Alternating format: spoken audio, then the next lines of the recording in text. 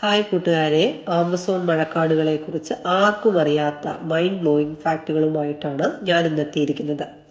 Amazon ഒരു രാജ്യമല്ല, 9 രാജ്യങ്ങളിലായി വ്യാപിച്ചു കിടക്കുന്ന ലോകത്തിലെ ഏറ്റവും വലിയ ട്രോപ്പിക്കൽ കാടാണ്. Brazil, Peru, Colombia, Venezuela, Ecuador, Bolivia, Guyana, Suriname, French Guiana ഇതൊക്കെയാണ് ആ രാജ്യങ്ങൾ. ലോകത്തിന്റെ ശ്വാസകോശം എന്ന് ഈ കാടുകൾ അറിയപ്പെടുന്നു. ഓരോ വർഷവും ഭൂമിയിലെ 20% ഓക്സിജൻ ഇതിൽ നിന്നാണ് ഉൽപ്പാദിപ്പിക്കുന്നത്. ശാസ്ത്രജ്ഞന്മാരുടെ കണക്കനുസരിച്ച് 2.5 ദശലക്ഷം ജീവികൾ ഇവിടെ ഉണ്ട്. കൂടാതെ ഇവിടെ അനേകം അജ്ഞാത സസ്യങ്ങളും മൃഗങ്ങളും ഇപ്പോഴും കണ്ടെത്താൻ ബാക്കിയുണ്ട്. ആമസോൺ നദിക്ക് 1100 ശാഖകളുണ്ട്. ഇത് അറ്റ്ലാന്റിക് സമുദ്രത്തിലേക്ക് ഒഴുകുന്ന വെള്ളത്തിന്റെ അളവ് നൈൽ നദിയേക്കാൾ 15 മടങ്ങ് കൂടുതലാക്കുന്നു.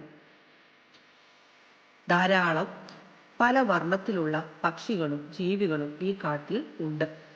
ഹാർപ്പി ഈഗിൾസ്, മാക്കോസ്, ആയിരക്കണക്കിന് ചെറിയ നിറമുള്ള പക്ഷികൾ ഇവിടെ താമസിക്കുന്നു. ചില ജീവികൾ പരിപൂർണമായി ചാരുതയോടെ മറയ്ക്കപ്പെടുന്നു. മനുഷ്യർ അപൂർവം മാത്രമേ അവയെ കാണാറുള്ളൂ. ചില വൃക്ഷങ്ങൾ 70 മീറ്റർ ഉയരമുള്ളവയായിരിക്കും. 500 വർഷം പഴക്കമുള്ളവ വരെ ആ കാട്ടിലുണ്ട്. ആമസോണിൽ ലോകത്തിലെ ഏറ്റവും കൂടുതലായ ഇടിമുഴക്കങ്ങൾ രേഖപ്പെടുത്തിയിട്ടുണ്ട്. ഇടിമുഴക്കം മണ്ണിൽ നൈട്രജൻ ചേർക്കാൻ സഹായിക്കുന്നു. ആമസോണിലെ പുതിയ സസ്യങ്ങളുടെ വളർച്ചയ്ക്ക് ഇത് കാരണമാകുന്നു. ഇന്ന് നാം ഉപയോഗിക്കുന്ന പല മരുന്നുകളും ആമസോൺ കാട്ടിലെ സസ്യങ്ങളിൽ നിന്നാണ് നിർമ്മിച്ചിരിക്കുന്നത്. പലതും ഇപ്പോഴും ശാസ്ത്രജ്ഞന്മാർക്ക് അജ്ഞാതമാണ്.